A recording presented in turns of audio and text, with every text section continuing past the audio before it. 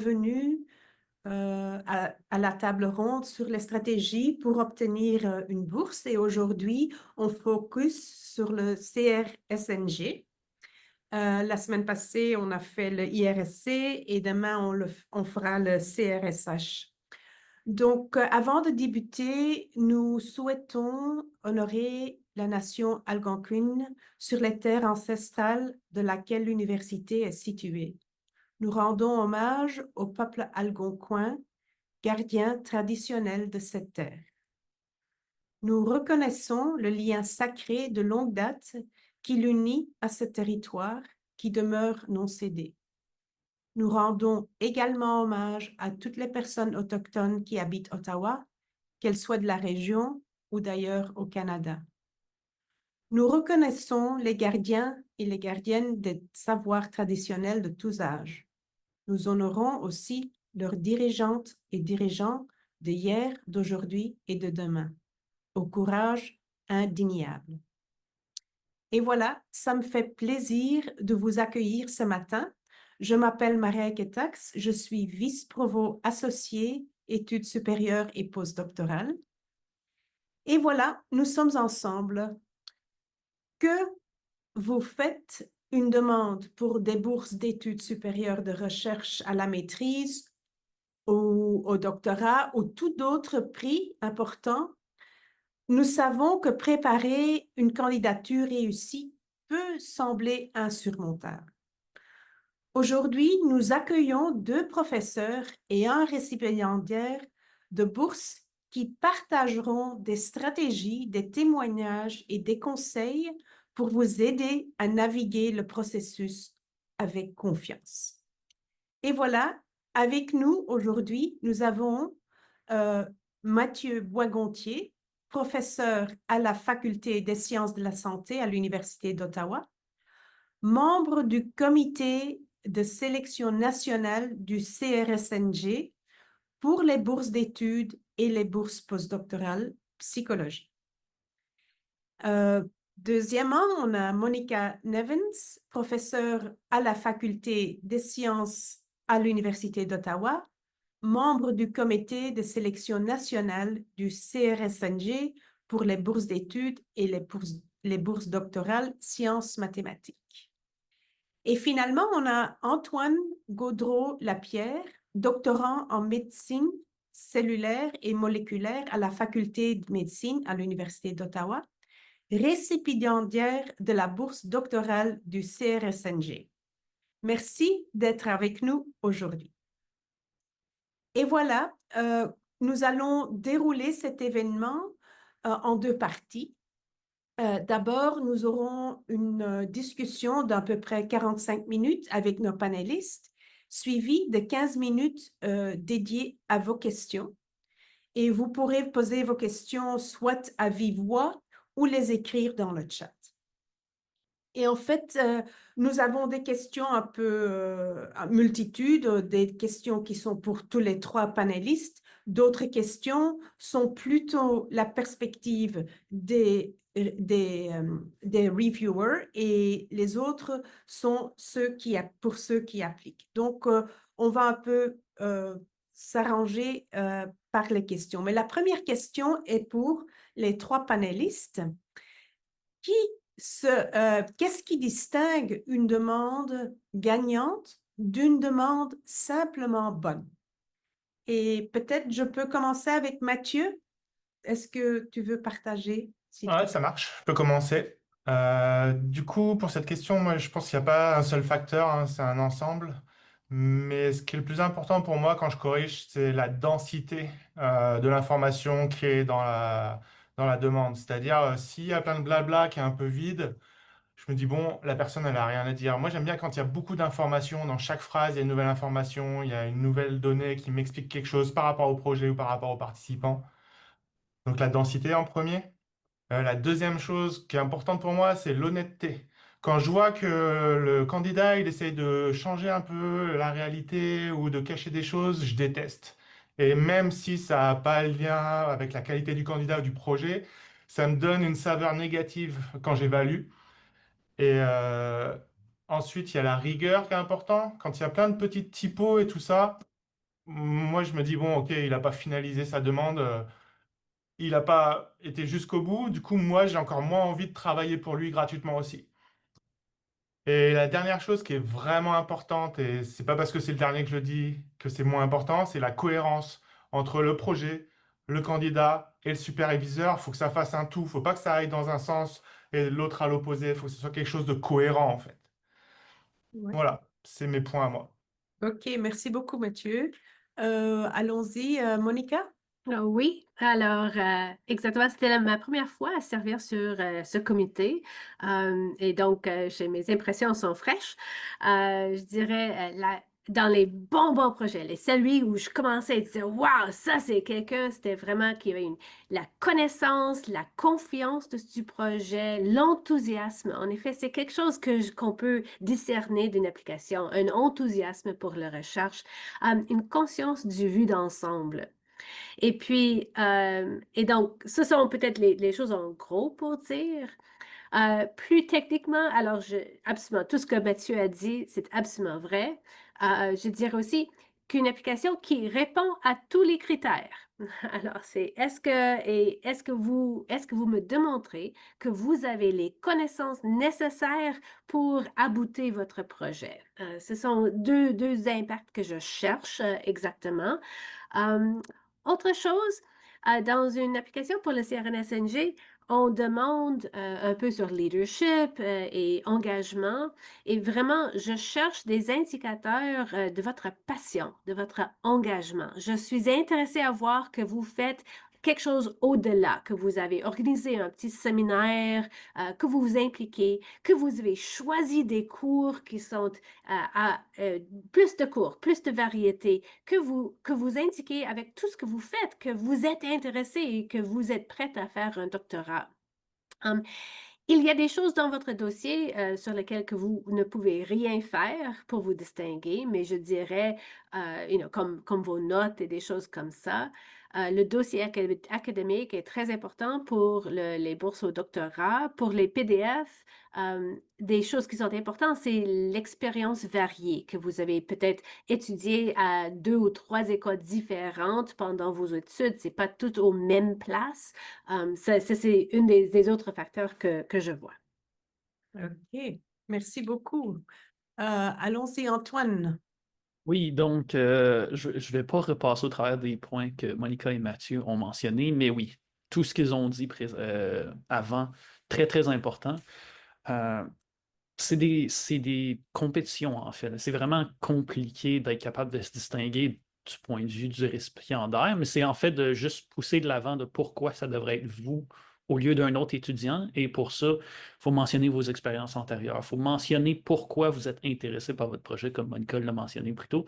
Parce que c'est ça qui va faire toute la différence. Pourquoi est-ce qu'on devrait vous financer, vous, au lieu d'un autre étudiant qui est aussi passionné par son projet?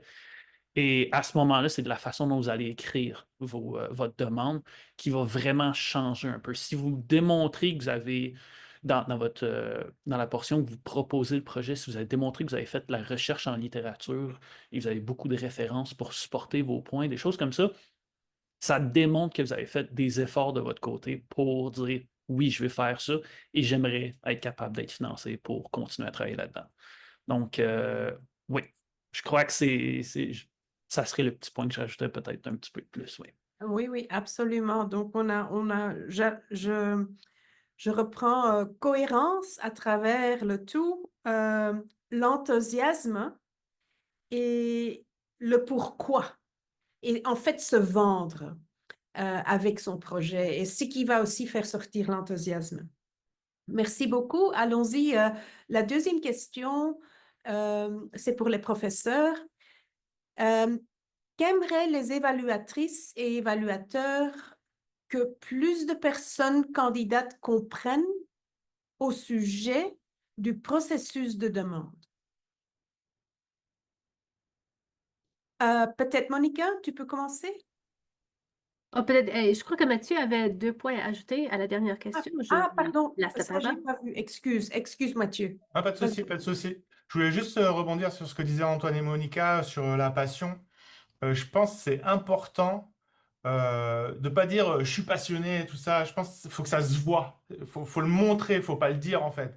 Moi, j'aime bien les propositions où je vois qu'ils sont passionnés, mais qu'ils n'ont pas besoin de me le dire, où je vois que leur projet il est innovant, mais qu'ils disent pas toutes les phrases que c'est innovant. Je trouve que quand il n'y a pas besoin de le dire et que ça se voit, c'est vraiment fort. Et là, ça fait vraiment une demande qui est gagnante quand c'est comme ça, je trouve. Faire beaucoup de superlatifs dans toutes les phrases en disant exceptionnel et tout ça, moi, je les barre parce que je trouve que ça fait du bruit. Par contre, quand je vois, sans qu'on me le dise, que c'est novateur, que c'est passionné, tout ça, je trouve là c'est fort en fait. Je vais juste rajouter ça. OK, merci.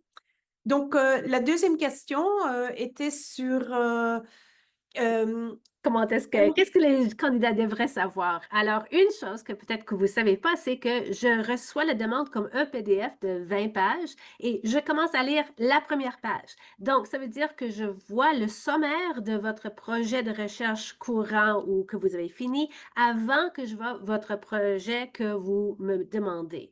Et alors, la première chose que je lis qui est de vous, qui vous décrit, c'est ce sommaire de votre projet de maîtrise. Et je vais dire, là, il y a des gens qui m'écrivent, well, comme je l'ai décrit dans mon projet, mais je ne l'ai pas encore vu, donc je ne peux rien comprendre. Ou bien qui disent, ah, je n'ai rien fait d'innovatrice dans ma maîtrise. Alors vraiment, non, tu as fait quelque chose. Montre-moi que tu as fait quelque chose d'intéressant.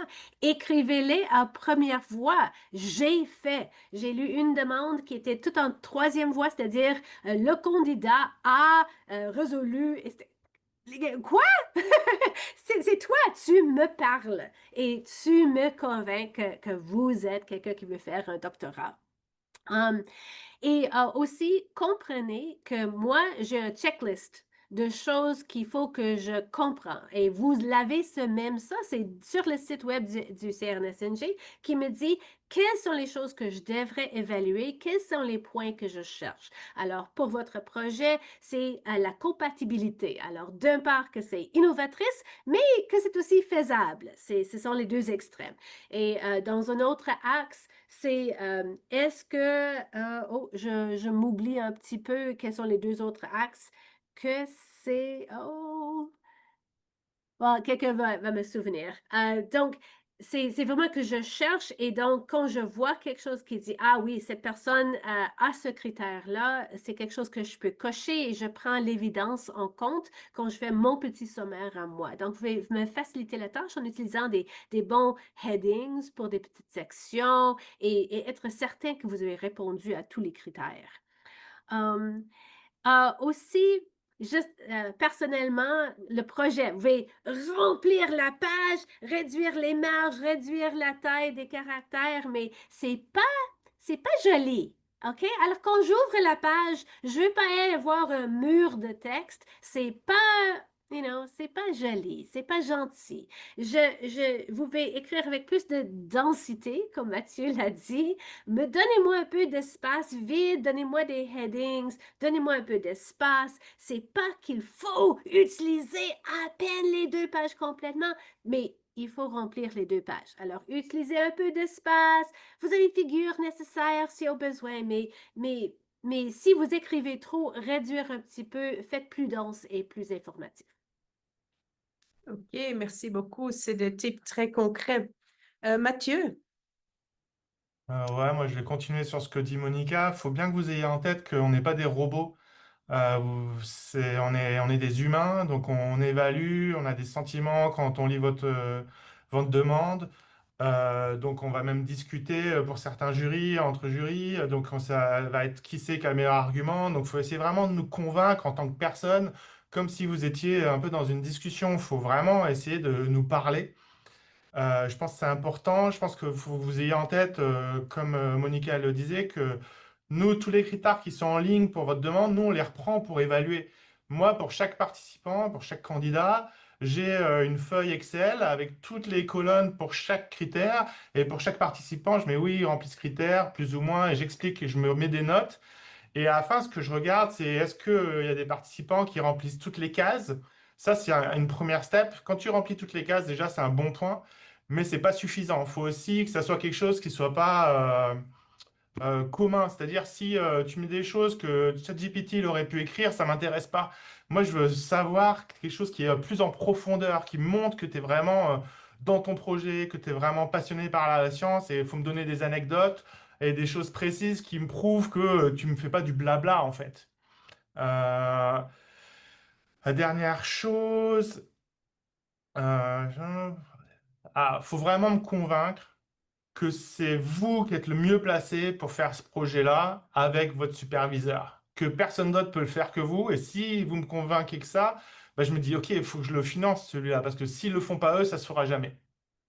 Voilà, c'est mes points.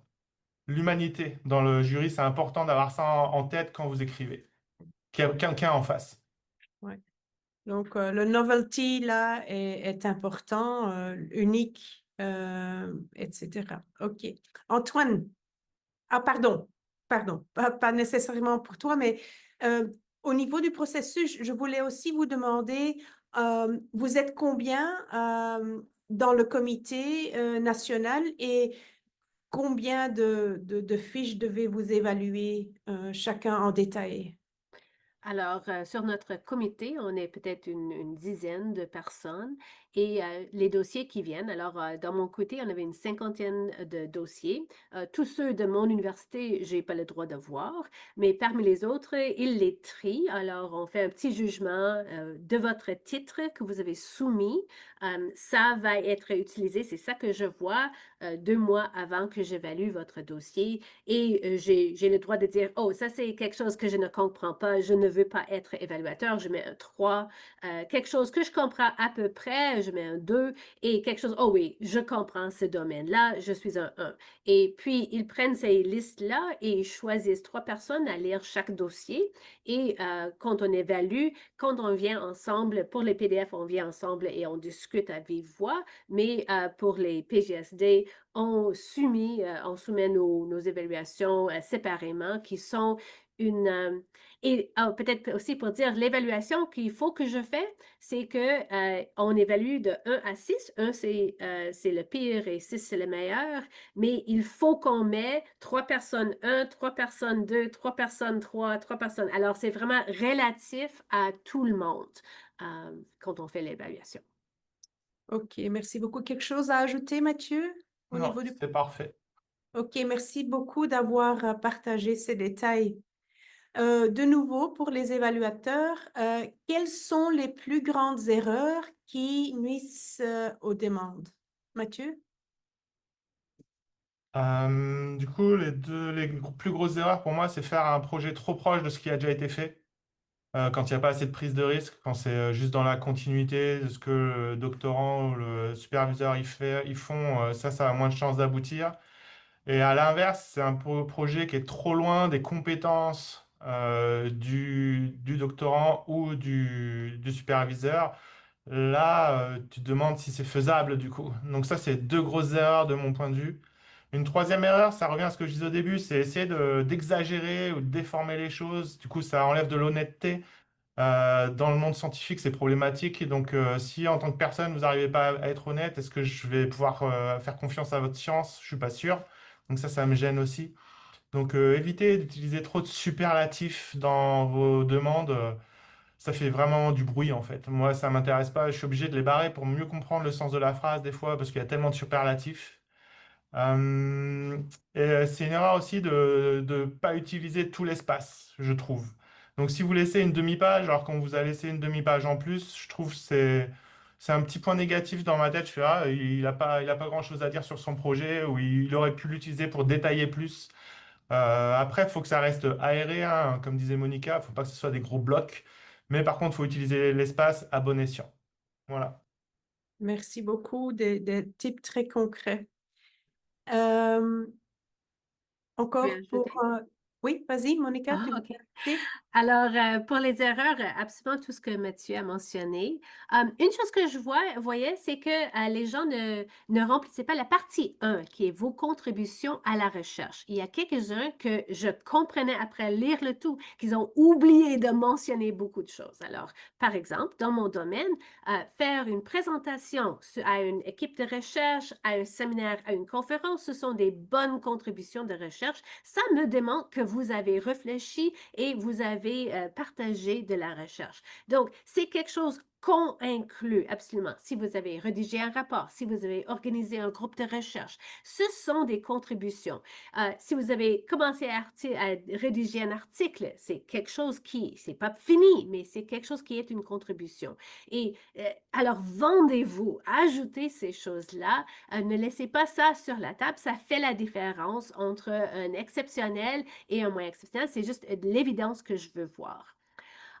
Aussi, il y a des collaborations. Vous avez travaillé avec une équipe pour faire quelque chose. Mais très souvent, les étudiants ne me disent pas qui sont ces collaborateurs, qui a commencé cette collaboration. Est-ce que, c'est votre superviseur? Pourquoi est-ce que cet autre prof est là? Dis-moi un peu. Dites-moi si vous avez initié une collaboration. Ça, c'est très fort. Je veux dire, une autre chose que je n'aime pas voir, c'est que quelqu'un essaie de retourner à la même école où il a fait son baccalauréat et sa maîtrise. Il faut bouger de l'université pour avoir des expériences variées. Si vous voulez rester en place, il faut une justification extraordinaire. Parfois, c'est que c'est l'université du monde où il faut aller, c'est beau, mais il faut justifier. Et je veux aussi dire, dans le projet, parfois, je vois que les gens passent tout leur temps à me dire pourquoi le domaine est important sans me dire qu'est-ce qu'ils vont faire. Alors, il y a les 4 axes que j'ai oubliés, c'est que c'est spécifique, mais aussi clair, donc ce sont opposés, que c'est faisable, que c'est innovatrice. Ce sont 4 axes et toucher à tous les 4 choses. Une chose que je vois, spécialement en mathématiques, c'est que parfois les références sont vieilles. Alors, et ça me laisse avec l'impression que ce domaine est mort. Et donc, alors, donnez-moi quelque chose qui manque que vous avez cherché dans la littérature courante, que c'est quelque chose qui s'intéresse aux chercheurs dans ce domaine. Et juste en général, de dire, ne me laisse pas juste interpréter des choses. Alors, vous avez mentionné une bourse, c'était pourquoi exactement?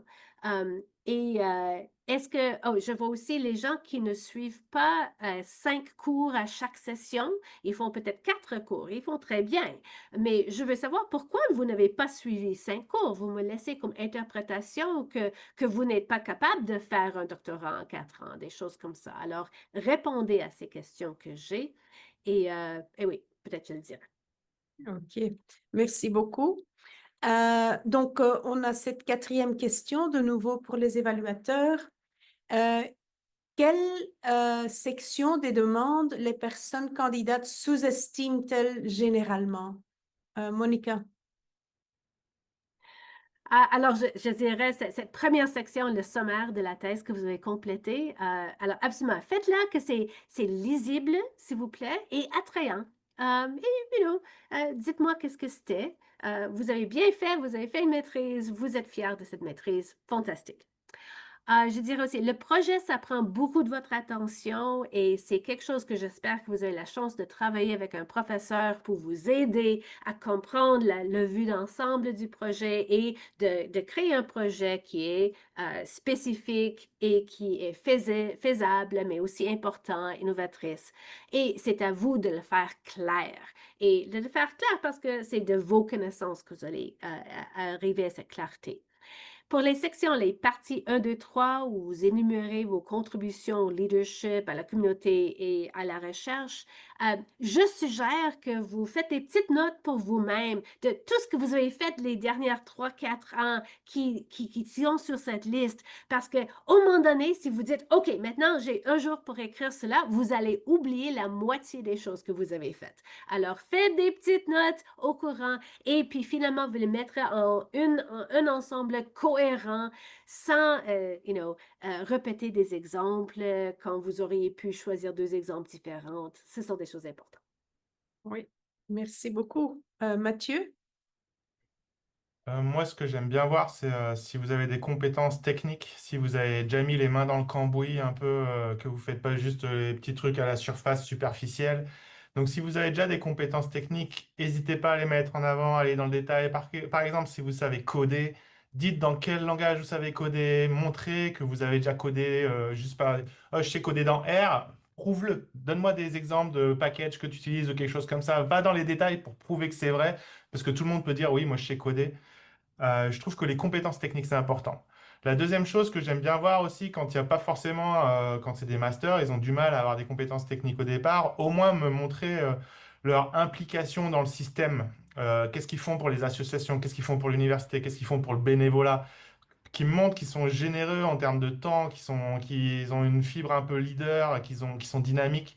Ça, c'est vraiment quelque chose que positif parce que je me dis qu'ils peuvent amener ce leadership, ce dynamisme dans le monde de la recherche.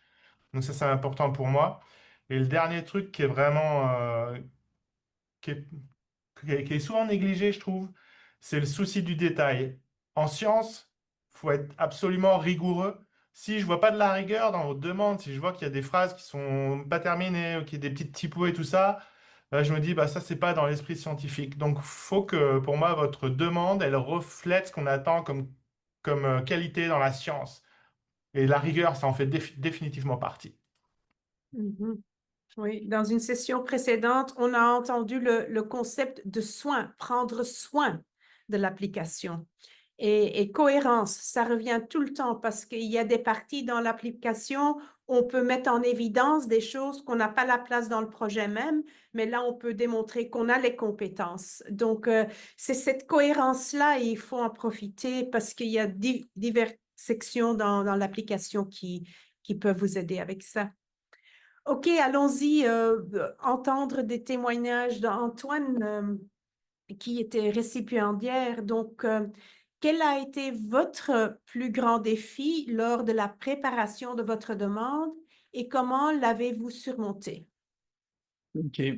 Donc, si je commence, je crois qu'un des plus grands défis que j'ai eu personnellement avec ma demande, c'est que j'ai beaucoup d'expérience, par exemple en recherche, avant même d'avoir fait à l'application, mais j'ai tendance à pas être capable de me vendre proprement. Donc, je vais diminuer un peu l'importance normalement de ce que j'ai fait dans le passé. Et pour régler ça, en fait, j'ai justement parlé beaucoup avec mon professeur, ma superviseure, avec des collègues, avec des amis pour essayer de voir comment est-ce que je peux mettre un petit peu plus d'évidence sur ce que j'ai déjà fait dans le passé pour augmenter la valeur de ma demande, en fait. Donc, ça, c'était quelque chose que je travaille encore dessus à m'améliorer pour ça, mais à ce moment-là, j'avais encore plus de difficultés. Et l'autre chose aussi, c'est comment planifier, en fait, là. Donc, d'un point de vue calendrier, il n'y a pas vraiment de trop tôt pour commencer la demande.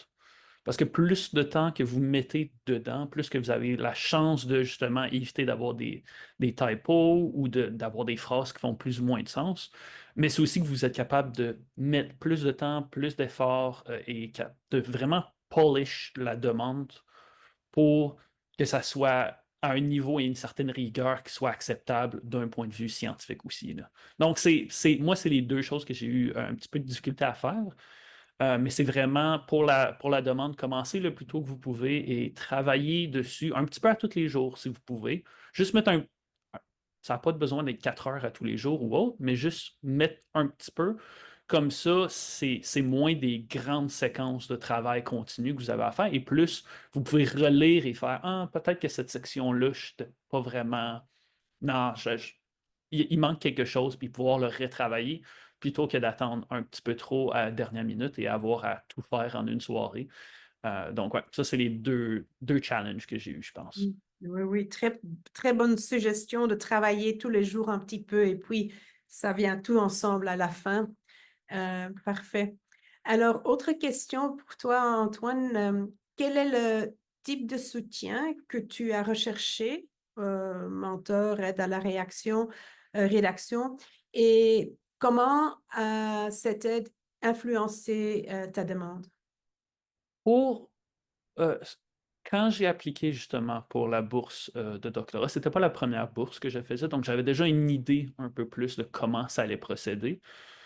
Mais du point de vue support, j'ai eu beaucoup, beaucoup d'aide de ma superviseure. Donc, en fait, la demande, moi, je l'écrivais de mon côté, je lui envoyais, elle me donnait des commentaires, me le retournait, j'allais modifier des sections. On faisait beaucoup de va-et-vient comme ça pour s'assurer que ce que je croyais être clair pour moi était aussi clair pour quelqu'un d'autre qui est peut-être familier avec le domaine et aussi avec d'autres collègues et d'autres amis que je connaissais qui sont aussi dans le domaine scientifique pour justement voir, OK, est-ce que c'est juste pour les personnes qui sont habituées avec ce sous-domaine-là spécifique de la science ou est-ce que une audience un peu plus large qui normalement fait partie du panel, en fait, est-ce qu'ils vont être capables aussi de comprendre bien tout ce que je présente, soit dans ma demande ou soit dans la portion plus proposée de projet et autres.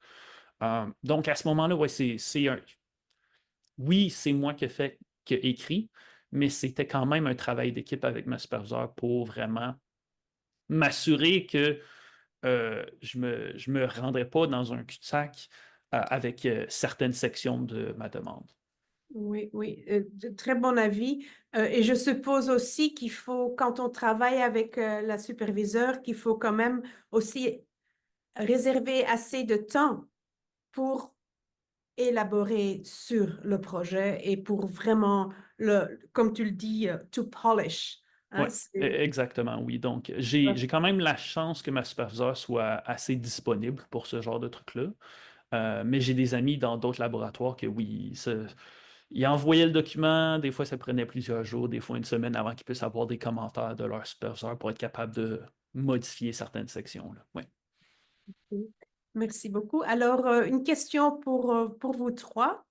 Qu'est-ce qui rend une lettre de recommandation vraiment efficace et comment les étudiants devraient-ils guider leurs répondants? Monica, tu veux commencer? Alors, oui, les lettres de référence y apparaissent à la fin du document. Alors, après que j'ai lu tout ce que vous m'avez dit, maintenant, je lis les 2 lettres de référence de vos superviseurs. Ils vont soit soutenir ce que vous avez dit ou contredire. Et donc, c'est pas bon quand c'est contredit. Pour les lettres de... Il faut que la personne vous connaisse. Alors, c'est très joli de demander au superstar du département d'écrire une lettre, mais s'il n'a rien à dire à propos à vous, c'est comme, well, joli, mais je le jette. Il n'y a rien qui a dit que je ne pourrais pas déduire de lire ton CV. Je veux son opinion. Et aussi, je veux que quelqu'un qui connaît le domaine. Donc, c'est aussi très bon de choisir le prof qui vous a donné le A+ dans un certain cours, mais si ce cours n'est pas du tout relié à votre projet de recherche, il ne peut rien dire à propos à votre recherche ou vos connaissances sur ce domaine de recherche, c'est aussi pas très utile pour moi. Donc, ce sont les 2 choses les plus importantes. Ce que vous pouvez donner à votre référent, c'est les critères qui sont sur le site web du CRNSNG, parce qu'il doit savoir qu'est-ce que je cherche dans sa lettre. Parfois, ils sont très précis, me disent des choses. Joignez votre CV, parlez avec le référent, lui rappelez des interactions, lui parlez de votre recherche.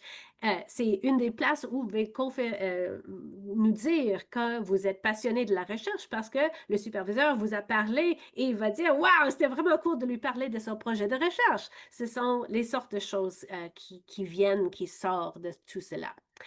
Je veux aussi dire, si vous avez des référents qui sont de l'Europe, la tradition des lettres de référence là est vraiment différente. Ils écrivent des lettres très factuelles, très secs.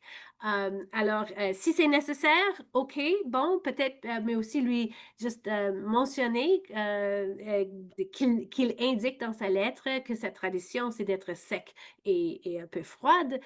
Parce que c'est vraiment, alors je le sais comme membre de comité, mais peut-être c'est juste quelque chose à savoir. OK, et c'est tout. OK, merci beaucoup. Mathieu?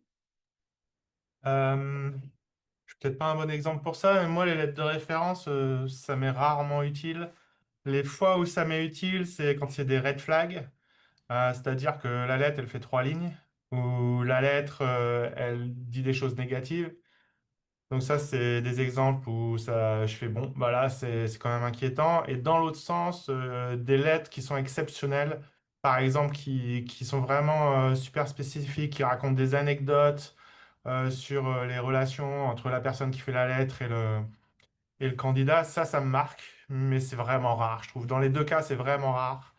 Donc, mon conseil serait juste d'avoir une lettre raisonnable, quoi, qui correspond à qui vous êtes. Et puis, si la personne elle est vraiment proche de vous, essayez de faire une lettre exceptionnelle, mais c'est pas facile non plus. Mhm. OK. Antoine? Oui, donc je crois que je vais écho un peu ce que Monica a mentionné. Donc, j'ai vu ça avec les étudiants un peu qui rentrent comme à la maîtrise ou autre. Ils vont demander à un professeur qu'ils ont eu une fois durant leur baccalauréat pour leur écrire une lettre. Ça, tu sais, malheureusement, ces professeurs-là vont souvent recevoir beaucoup des demandes. Donc là, ça devient un peu moins personnalisé. Assurez-vous que la personne que vous avez choisie, elle est disponible et que que vous communiquez avec elle d'avance pour que justement elle puisse avoir le temps de bien travailler sur la lettre, mais aussi que c'est quelqu'un que vous connaissez, que vous voyez assez régulièrement, parce que si c'est juste très sporadique, ça perd un peu de la connexion et à ce moment-là, c'est difficile pour cette personne-là de, à mon avis, d'écrire une lettre qui fait bon jugement de votre caractère. Donc vraiment, choisissez quelqu'un, comme admettons, si vous avez un espace de travail que plusieurs laboratoires un à côté de l'autre, ou des espaces de travail, et vous communiquez souvent avec les professeurs des différents labos, c'est peut-être plus avantageux s'ils travaillent dans un domaine similaire de les contacter eux que de contacter un professeur que vous avez eu il y a 3 ans. Pour les aider à les guider, oui, leur donner, leur parler, mais aussi leur donner accès à les critères, votre résumé, ce que vous faites dernièrement, comment le projet avance, des choses comme ça, si vous avez déjà commencé le projet, ou sinon des expériences antérieures, pour que justement ils puissent avoir de la substance dans la lettre et pas juste du flafla de ah oui, c'est une bonne personne, mais sans aucun support.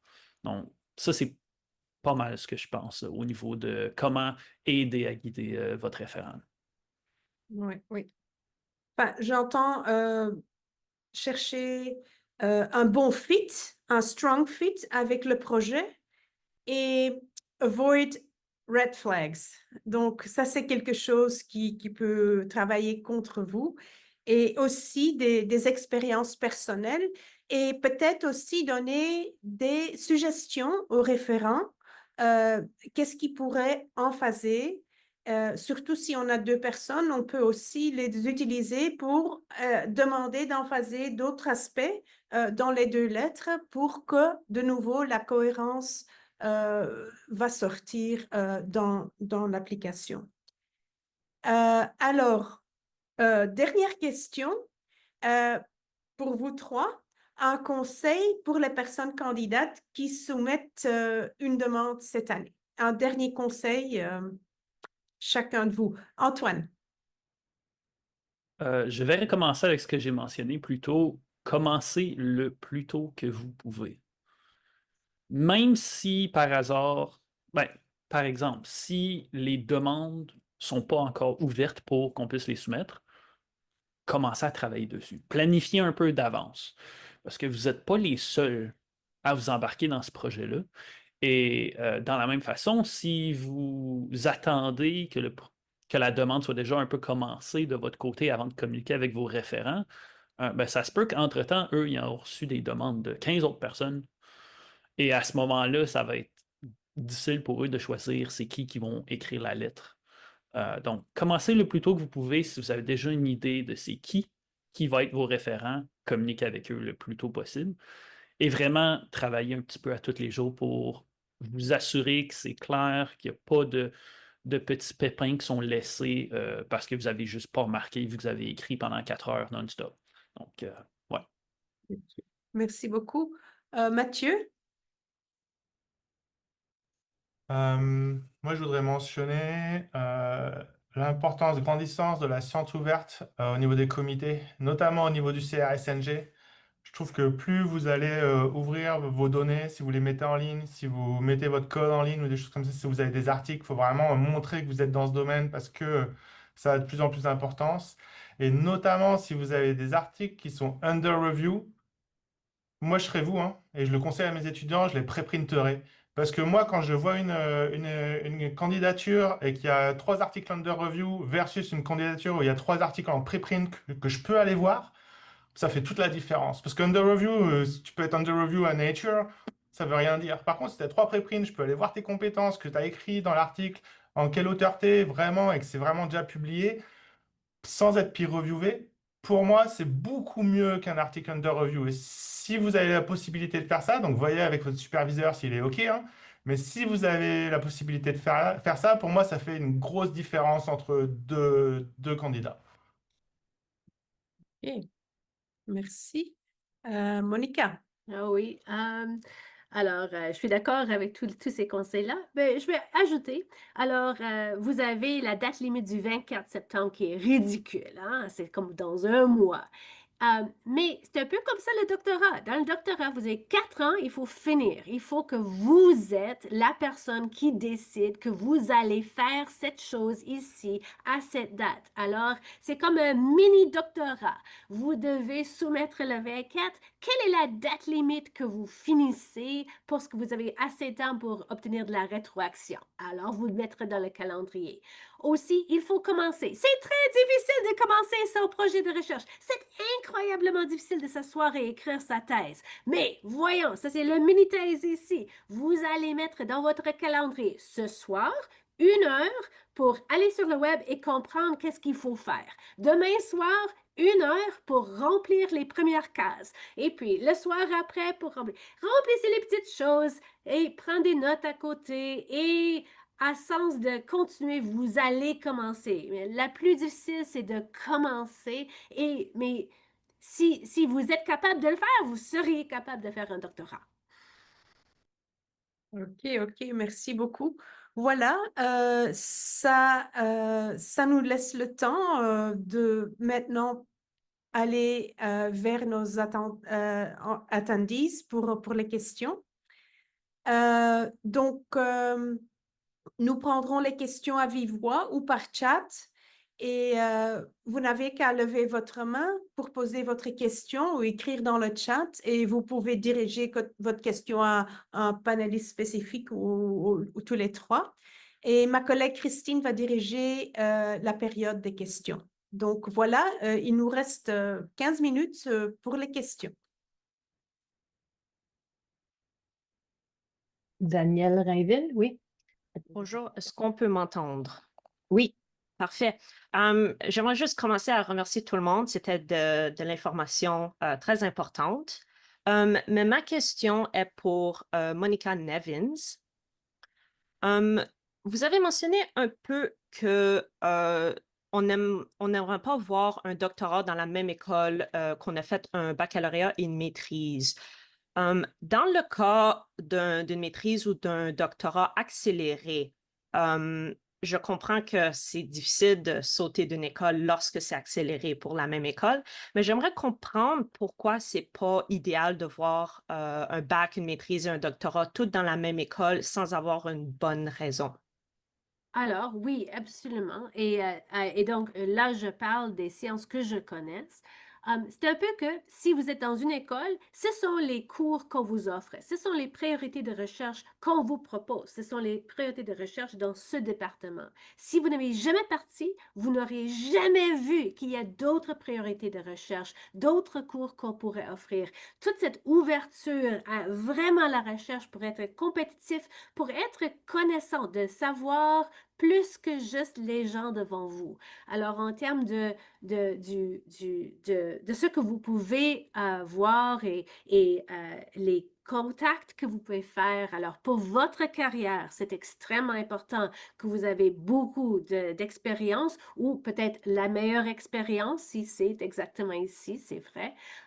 Mais quelqu'un, aussi pour moi, alors c'est préjugé de ma part, si vous avez fait votre bac ici et votre maîtrise ici et votre doctorat ici, je me dis, on ne vous a jamais vraiment évalué parce que c'était les gens qui vous connaissaient au baccalauréat qui vous ont proposé pour la maîtrise et vous avez fait le projet de maîtrise et le doctorat et le superviseur a dit, ah, ce serait vraiment bon de lui garder pour le doctorat parce qu'il connaît déjà tous mes outils, il va faire un très bon travail pour moi. Mais c'est pas la meilleure chose pour vous. Pour vous, ce serait meilleur d'apprendre des autres outils et des autres recherches. Donc, c'est pour ça que c'est une chose négative pour moi. Ok, Merci merci. beaucoup. est-ce qu'il y a d'autres questions? N'hésitez pas à les poser via le cadrage. Oui, Emeline? Oui, par rapport à ce que la madame vient de dire, donc ça veut dire que il faut avoir une certaine ouverture. Si par exemple, moi, j'ai fait mes études en France. Moi, je viens de Lyon 3. Donc, j'ai fait toutes mes études en France. Après, j'ai fait ma maîtrise en administration publique. Donc, je l'ai validée, là. Donc, je gradue là, en été prochain, là. Fait que c'est ça. Donc, c'est ce que vous regardez aussi. Oui, absolument. Je vois de votre dossier, votre ouverture, votre largesse de connaissances, d'expérience et comment que ça contribue à faire un chercheur, une chercheuse qui va être capable d'être innovatrice, qui va avoir une ouverture à des nouvelles Absolument. idées. Tout cela, ça embarque la même chose. Oui, très bon. D'accord, merci. Merci beaucoup. Je ne vois pas d'autres mains levées. Est-ce qu'il y a des questions dans le bavardage?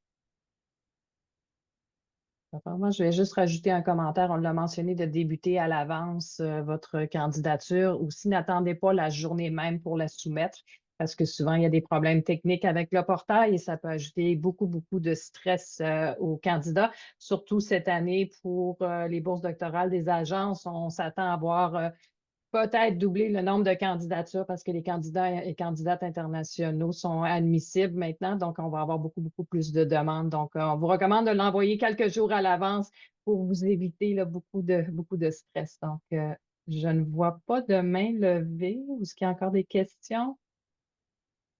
Ben, s'il n'y a pas d'autres questions, Marika, je vais te donner le mot de la fin. Oui, merci, merci. Ah oui, une question. Désolée, il y a une question. Bonjour à tous, merci. J'aimerais poser une question. Est-ce que les conseils et conditions présentés pour les bourses s'appliquent également aux chercheurs postdoctoraux? Donc, je ne sais pas. Je pourrais dire oui, on évalue séparément. Les évaluations pour les bourses postdoctoraux sont plus intenses. On se met en groupe à vive voix pour discuter votre dossier et on ne voit pas les notes que vous avez eues à l'école. Ça, c'est fini. Maintenant, c'est toute la recherche et votre leadership et vos choses en évidence. Est-ce que la réponse est claire? Je ne sais plus qui a posé la question, mais d'accord. OK, merci. Autre question? Donc, s'il n'y a pas d'autres questions, on va conclure cet événement. Merci beaucoup à nos panélistes d'avoir partagé vos conseils et vos expériences. Je pense que c'est très important pour nos applicants. Et nous espérons que vous avez apprécié cette table ronde et que ça vous aidera dans vos candidatures de bourse. Et encore une fois, merci. Et on vous souhaite bonne chance. N'oubliez pas, la date limite interne est le 24 septembre et on vous souhaite beaucoup de succès. Bonne fin de journée. Merci beaucoup.